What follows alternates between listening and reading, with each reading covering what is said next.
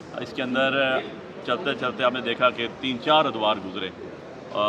پہلے 25 مئی 2022، دین اس کے بعد 18 مارچ 2023، دین 9 مئی، اور اس کے بعد سے چلتے ہوئے آج تک سلسلہ چلا آ رہا ہے۔ یہ ابھی جو ریسنٹ ہمارے اسلام آباد پیسفل پروٹیسٹ جو تھا، اس کے اوپر جو ہمارے لیڈر عمران خان صاحب کی کال تھی، جتنے لوگ نکلے ان کے اوپر FIRs ہوئیں، اور اس میں آدم سواتی صاحب کو بھی اریسٹ کر لیا گیا۔ اور آدم سواتی صاحب کو جیسے پتا آپ کو کہ اریسٹ کر کے جب ان کو ایک کیس میں پیش کیا گیا، تو ہم نے ایک ریٹ پٹیشن فائل کی اسلام آباد ہائی کورٹ میں کہ ہمیں پتہ چل جائے کہ ہماری اریسٹ کس کیس میں ہے اور ہمارے خلاف کتنے مقدمات ہیں، جس میں ایک لسٹ دی IG پولیس نے، ہم نے ساتھ FIA سے مانگی، FIA کی لسٹ بھی آئی، ساتھ ڈپٹی کمشنر اسلام آباد کی طرف سے بھی ایک لسٹ آئی جو کہ ریکارڈ کا حصہ ہے۔ 12 مقدمے اسے بتائے گئے تھے آدم سواتی صاحب کے اوپر ہوئے۔ مین وائل اس کے اندر ون آفٹر دا اندر اریسٹ ہوئی، انہوں نے بتایا 3 مقدموں میں اریسٹ ہیں، باقی 9 میں نہیں ہیں۔ ہم جو کنسرن کورٹ تھی اینٹی ٹیررسٹ کورٹ 1، وہاں پر پیش ہوتے رہے، انہیں کہ ہم ریمانڈ اپوز کرتے رہے۔ ہم کہتے رہے جی ایک دفعہ اریسٹ ہو چکے ہیں تو سب کیسز میں اریسٹ ہوتا ہے، دس از اے لا بیسیکلی نا، لا آف دا لینڈ ہے یہ۔ لیکن جج صاحب وربلی کہہ دیتے تھے، آرڈر میں کچھ بھی نہیں لکھا جاتا تھا، اور پھر پہلے 3 دن کا ریمانڈ، پھر 7 دن کا ریمانڈ، پھر 9 دن کا ریمانڈ، اور یہ کہانی چلتی جا رہی تھی۔ اور ہم نے پھر جو آرڈر تھا اس کو چیلنج کیا اسلام آباد ہائی کورٹ میں، ڈویژنل جورسڈکشن کے اندر، کرمنل ڈویژن جورسڈکشن میں، اور وہ ڈویژنل بینچ آج نام میاں گل حسن اورنگزیب صاحب اور ارباب طاہر صاحب کے بینچ میں وہ فکس ہوا۔ اس کے ساتھ جب یہ فکس ہوا، نوٹس ہوا، تو ہمیں پتہ چلا جی کہ رات کی تاریکی میں، اندھیرے میں دوبارہ آدم سواتی صاحب کو لایا گیا ہے، اور لا کے اس کے بعد جو باقی کیسز جن میں اریسٹ نہیں ڈالی گئی تھی ان میں اریسٹ ڈال دی گئی ہے۔ تو ہم نے وہ جو آرڈر آیا ان سب کو بھی چیلنج کیا جو آج ساری کی ساری ٹیک اپ ہوئی تھی، جس میں آپ نے دیکھا کہ بڑا حیرت زدہ چیز یہ ہوئی کہ کوئی سرکار کی طرف سے پیش ہونے کو تیار نہیں تھا، اور اس کے بعد جو کمنٹس کورٹ نے دیے موصوف کے بارے میں، جو اینٹی ٹیررسٹ کورٹ جج ہیں ان کے بارے میں، وہ بھی آپ نے سب سن لیے۔ اس کے بعد یہ ہوا کہ جو جج صاحب ہیں اس کے جو پروسیڈنگ انہوں نے کی آفٹر کورٹ آورز، اس کے اوپر ہمارے جو کونسل تھے ان کے ایفیڈیوٹ آن ریکارڈ آ گیا، اور اس کے بعد انہوں نے اس کا جواب مانگا کنسرن کورٹ سے، صبح کے لیے جواب دیں اس کے اندر، اور جواب دینے کے ساتھ ساتھ مزید یہ ہوا کہ صبح کے لیے کیس فکس کیا گیا، اور انہوں نے کہا کہ ہم اس کو میرٹ پہ ڈیسائیڈ کریں گے۔ اور جو کمنٹس انہوں نے کیے، آنریبل تو نہیں کہوں گا میں، جو اینٹی ٹیررسٹ کورٹ کا جج ہے اس کے اوپر، کہ جو سائفر سے لے کے آج تک جو فسطائیت چل رہی ہے، اور جس طرح ایک ہمارے پارٹی کو پینلائز کرنے کی کوشش کی جا رہی ہے، وہ ساری کی چیزیں آج آنریبل کورٹ میں آپ نے سنی خود۔ اس سے پہلے ہم نے پرسوں آرگومنٹ کیے تھے، اور اس کے لیے آج کے لیے کیس فکس کیا گیا تھا۔ مزید یہ کہ یہ ایک گڈ نیوز ہوگی جی، میری یہ کہتا ہوں کہ ہمیں، ہماری پارٹی کے لوگوں کو، پاکستانیوں کو، 25 کروڑ عوام کے، ہم لوگ آپ کے سامنے کھڑے ہیں جو الیکشن جیت کے آپ کے سامنے کھڑے ہیں، عوامی نمائندے ہیں، حقیقی MNAs ہیں، یہ ہماری طرف سے عوام کو، عمران خان کے جو ووٹرز ہیں ان کو، جو سپورٹرز ہیں، اوورسیز پاکستانیوں کو، یہ گڈ نیوز یہ ہے کہ اب اس کے اوپر کوئی فیصلہ آئے گا، اور جو روز بیٹھ کے دہشت گردی کے پرچے دے دیتے ہیں، اور روز بیٹھ کے جو ہیں یہ ریمانڈ پہ ریمانڈ دیتے ہیں، جیسے کہ آپ نے دیکھا کہ اسی جج نے ایمان حاضر مزاری کا بھی جو ہے وہ 3 دن کا ریمانڈ دیا، اور دہشت گردی کی دفعہ تو ایسے چل رہی ہیں جیسے لنڈے بازار میں کپڑے بکتے ہیں۔ جو اچھی چیز آتی ہے اس کو دہشت گردی کورٹ کی دفعہ لگا دی جاتی ہے اینٹی ٹیررسٹ ایکٹ کے تحت، اور اس کو پروسیڈ کیا جاتا ہے۔ تو میں بڑا ہوپفل ہوں انشاءاللہ جی کہ انصاف کے تقاضے پورے ہوں گے۔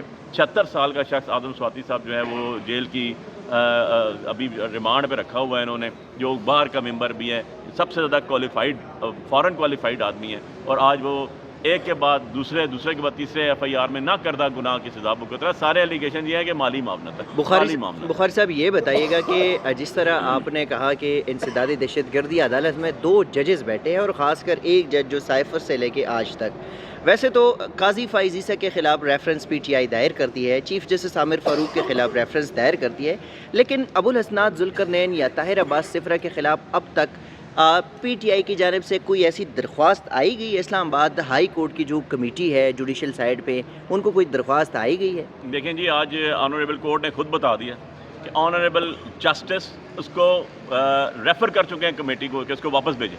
اوپن کورٹ میں انہوں نے کہا کہ ہم کہہ چکے ہیں کہ اس کو واپس بھیجیں، یہ نہ لاء کو مانتا ہے نہ قانون، کس کو فالو کر رہا ہے، نو ون نوز۔ MIT کو بھیجیں۔ آج کا ایفیڈیوٹ انہوں نے آپ کو بتایا کہ سامنے اوپن کورٹ میں انہوں نے کہا کہ یہ ایفیڈیوٹ کونسل کا آیا ہوا ہے، کونسل کو بلا کے پوچھا، اس نے کہا جی میں موجود ہوں، میں گیا تھا وہاں۔ تو اب اگر اس کے اوپر بھی کارروائی نہیں ہوگی تو میں سمجھتا ہوں کہ یہ ایک بہت بھیانک دور کا آغاز ہوگا، جہاں پر اگر اس طرح کے لوگوں کو کنڈیم نہ کیا گیا، اس طرح کے آرڈرز کو کنڈیم نہ کیا گیا، تو یہ ایک ایسی نئے دور کا آغاز ہوگا جو ہمیں خانہ جنگی، نعوذ باللہ میں ایسی بات کر نہیں رہا ہوں، لیکن ہمیں خانہ جنگی کی طرف لے جائے گی. جب لوگوں کو انصاف ہوتا نظر نہیں آتا، جب انصاف ملتا نظر نہیں آتا، تو لوگ اپنا حق چھیننے کی کوشش. اچھا یہ بھی بتائیے گا کہ پاکستان تحریک انصاف کے رہنما، خیبر پختونخوا کی پولیس، ریسکیو والے، اور خاص کر جو آج جن کی ضمانت ہو گئی، 556 کارکن تھے جن کو صرف شناختی پریڈ میں ڈالا گیا اور 5 اکتوبر کو گرفتار کیے گئے. تو پاکستان تحریک انصاف کے وکلاء نے یہ شناختی پریڈ والا جو معاملہ ہے، اس پہ کہیں اسلام آباد ہائی کورٹ سے یا سپریم کورٹ سے، کہیں اعلیٰ عدالتوں سے کوئی رجوع کیا ہے، یا ویسے وہ کارکن بیچارے جس دن گرفتار ہوئے 28 دنوں تک پڑے رہے جیلوں میں؟ دیکھیں، یہ جو آرڈر تھا بیسیکلی غلط آرڈر تھا. یہ ایز اے لیگل میں آپ کو اسٹوڈنٹ بتا رہا ہوں کہ 14 دن کے لیے آپ نے بندوں کو ریمانڈ میں شناخت پریڈ کے لیے بھیج دیا، پھر 14 دن کر دیا. بھائی جس نے شناخت پریڈ کرنی تھی اگر وہ نہیں گیا تو اس کو بھی 14 دن کے لیے اندر کر دیتے نا. پھر تو ہم کہتے ہیں انصاف کے تقاضے پورے کیے تھے.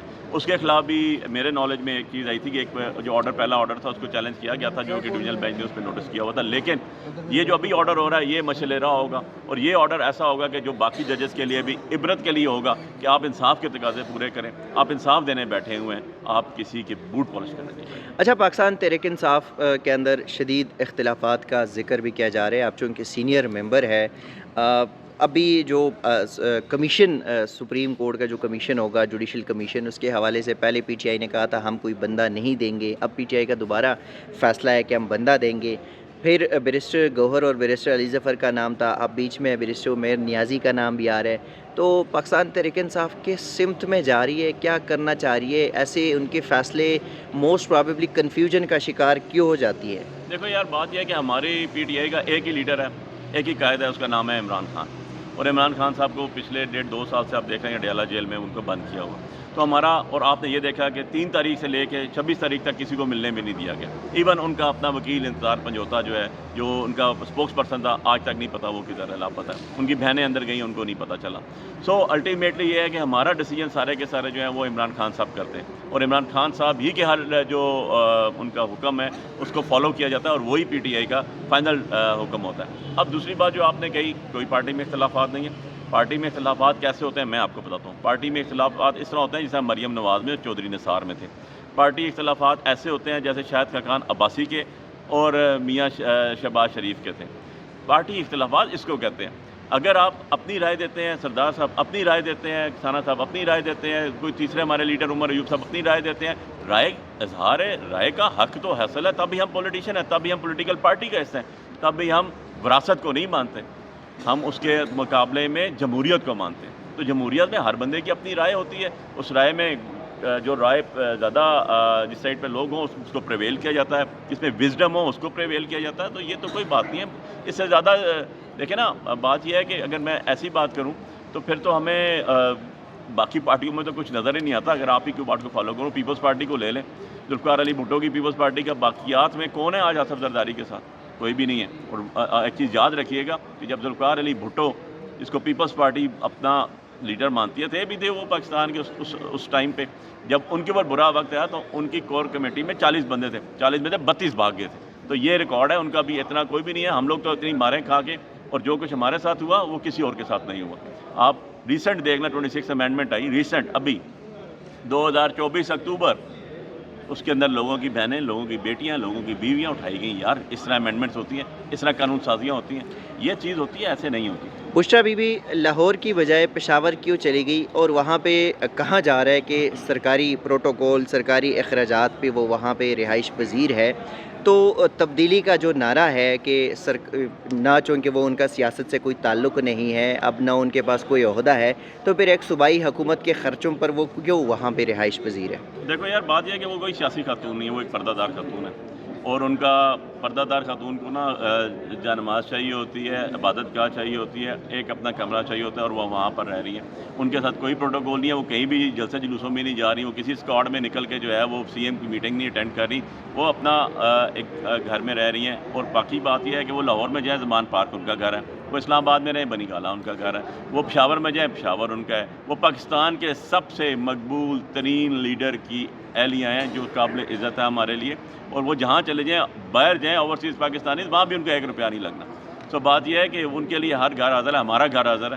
सरदार साहब का घर आता है। जिस शहर में जाएं, जिस गली में जाएं, सारे घर उनके। अच्छा, पाकिस्तान तहरीक इंसाफ के जो भी रहनुमा अडियाला जाते हैं, बाहर निकलते हुए गेट पे कहते हैं इमरान खान जल्द रिहा हो रहे हैं, लेकिन 1.5 साल में अभी ऐसी कोई बात जो है वो सामने नहीं, ऐसी कोई खबर भी नहीं आई।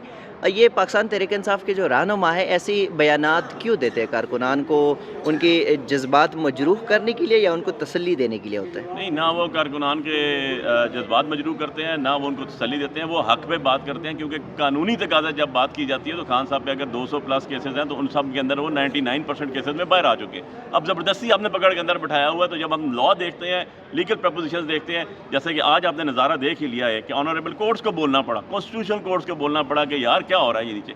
सो जब हम लीगल बात करते हैं, फैक्ट्स की बात करते हैं, फिगर्स की बात करते हैं, तो इमरान खान साहब को 1 मिनट 1 सेकंड जेल में नहीं होना चाहिए, बाहर आना चाहिए। उनके सारे लीगल रिक्वायरमेंट्स पूरी हो चुकी हैं, लेकिन ज़बरदस्ती के साथ अंदर बैठाया हुआ है। जब माइट एज राइट हो तो अंदर होगा। तो हम तो बाहर आके यही कहेंगे कि जनाब खान साहब के कोई केसेस पेंडिंग नहीं है। जैसे बुशरा बीबी की आप बात में बता दूँ आपको, बुशरा बीबी के और 15 केसेस थे, 15 में से 13 में वो इक्विटी और इंतहाई ब्लो दी बेल्ट और घटिया किस्म के इद्दत जैसे केसेस आप इस फसायत गवर्नमेंट ने और 47 की हुकूमत ने उनके ऊपर बनाए हुए थे। फिर भी वो 9.5-10 महीने अंदर काट गई। उनका मुकाबला आप कैसे कर सकते हैं इस मरियम जैसी औरत के साथ जो 1.5 से 2 महीने अंदर रही, और फरियाल तारपुर साहबा जो 1.25 महीने अंदर रही। यार कोई खुदा का खौफ करें। वो तो पॉलिटिशियंस थी, कोई एक सूबा चला रही है, कोई दूसरा चला रही है, कोई बाप को रास्ता बता रही है, कोई भाई को रास्ता बता रही है, कोई चाचा को बता रही है।